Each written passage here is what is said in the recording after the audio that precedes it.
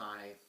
Yes, I'm in a different location. My last one was destroyed. Yes, I have not posted for quite some time, from graduation parties to my computer breaking because of a mishap.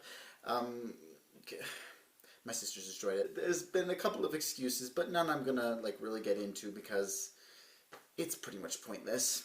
This is one of those strange topics that's going to be a serious topic, but I'm not going to put it in the same format as my serious talking topics with pictures and, more somber music. This one's going to be more lighthearted because it's that depressing that I just feel like making it lighthearted. Also, this is going to be a two-part video. This first part, yes, I'm surprisingly going to be posting this on Thursday or Friday. I don't know where I'm going to be posting this. Either or, I'm going to be posting it on one of those days.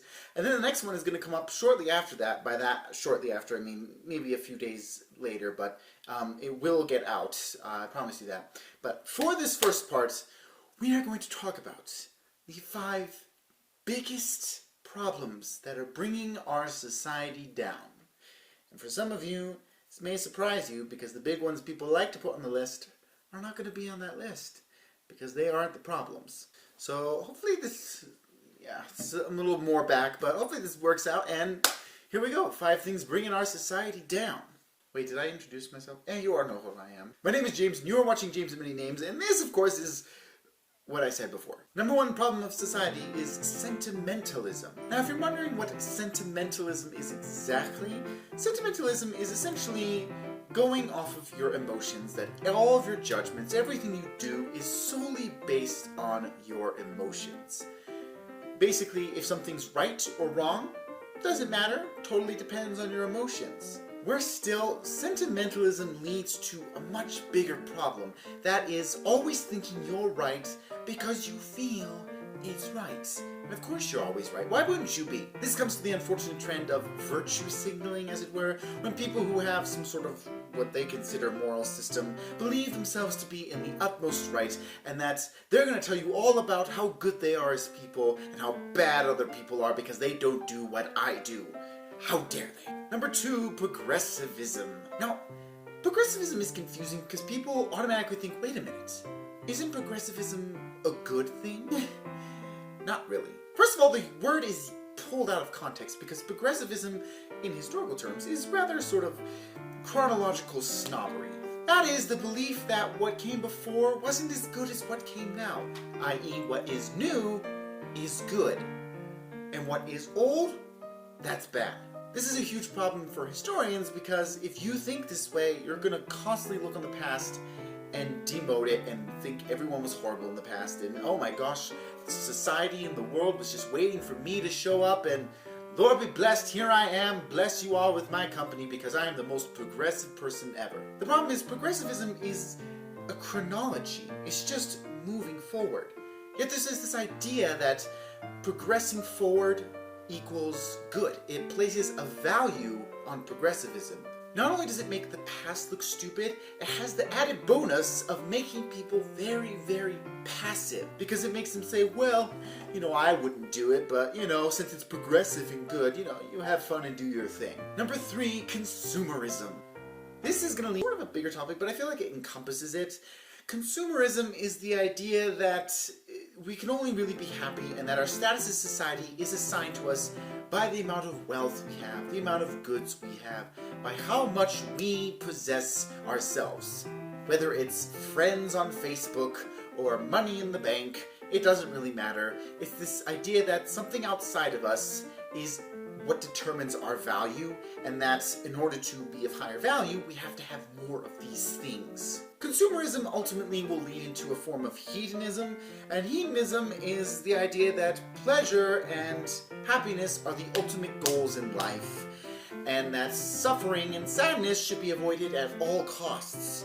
If you're suffering or sad, you're doing something wrong, or someone's causing problems in your life. Well, that's not necessarily true. Anyone who's ever worked hard for something will tell you that suffering is required in order to obtain something good. But society likes to say, no, suffering is bad. No, we just have to be happy all the time and look for pleasures. And it's in these goods that we feel like we need. And this also includes drinking, parties, alcohol, drugs, sex, having just fun all the time. These are severe problems that face our society because we simply believe that in order to be happy, we have to have these things always, and these things will make us happy. Spoiler alert, they don't. Number 4, privilege. You mean like white privilege, right? No. Literally has nothing to do with gender or race. It's just privilege. I'm gonna tell you something. We live as a society in a time where we have never had so much given to us. We always like to look at the past and say, oh, kings, emperors, rich people, they were so spoiled and so arrogant. We have so much that they would kill and give most of what they had to just get a part of what we have. And yet we sit there and complain and say, we don't have enough, we're so oppressed. Look at this, smartphone.